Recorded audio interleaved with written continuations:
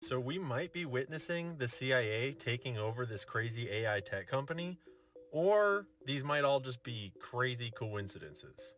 You tell me. Last night, some freak water spout tornado sank this luxury yacht off the coast of Sicily.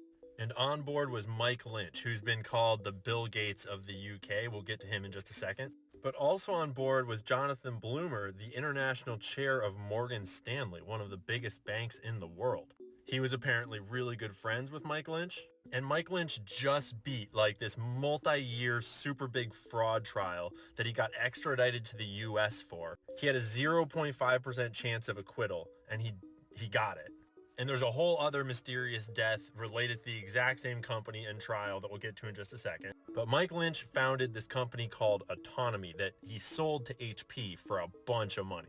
Like $11.7 billion worth of money. But then immediately HP had to write off $8.8 billion of that value, and they claimed that Mike was fudging the books and overvaluing the company in a big way, and they accused him of fraud. This was all the way back in 2011, and first he beat it in the UK courts, and then they extradited him to the US, or they charged him in the US, and it went on for years in the US. And then he was throwing a victory party with all of his lawyers and his buddies in the chair of Morgan Stanley. And then that boat they were having their party on like weeks after this trial got hit by this crazy freak waterspout. But first, what Autonomy does is super interesting. It operates what's called an intelligent data operating layer, which allows for search and processing of text taken from both structured data and unstructured human information, including email and mobile data, whether it originates from databases, or audio, video, text files, or streams.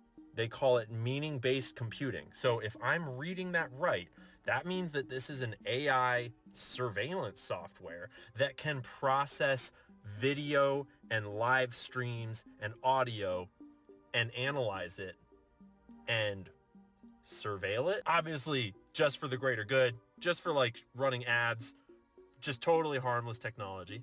Can't imagine who would be interested in that technology. So on June 6th of this year, they were found not guilty on all charges. And then his co-defendant, Chamberlain, who's of this company, he got struck by a car while he was out running and died. I presume he wasn't going to be on this boat trip, so he just happened to get hit by a car. And since he had left the main company, Autonomy, in 2012, he'd been working at their like subsidiary spinoff, this cybersecurity firm called Darktrace. That's ominous. What's that all about?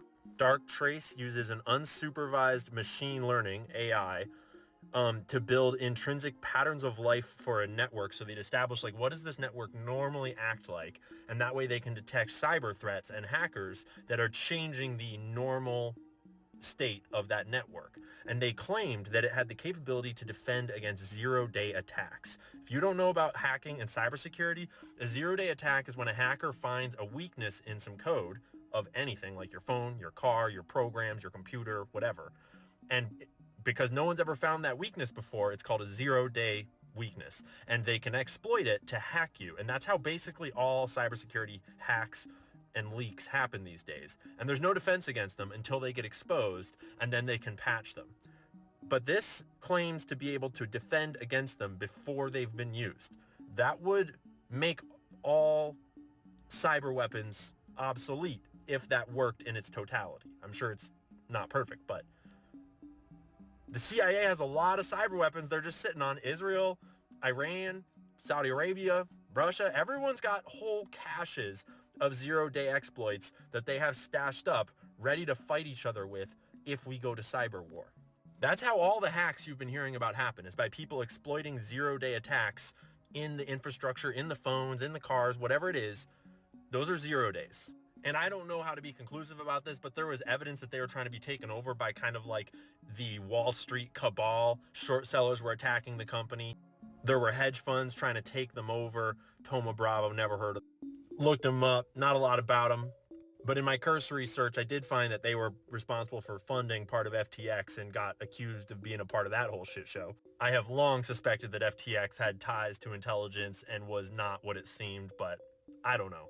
So anyways, once they get rid of the Darktrace guy with the car, allegedly, I don't know, I'm just making shit up at this point, but he dies in a car crash.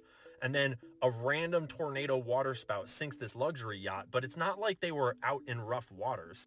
They were anchored about a half mile from the port of Porticello, and there was other boats all around them.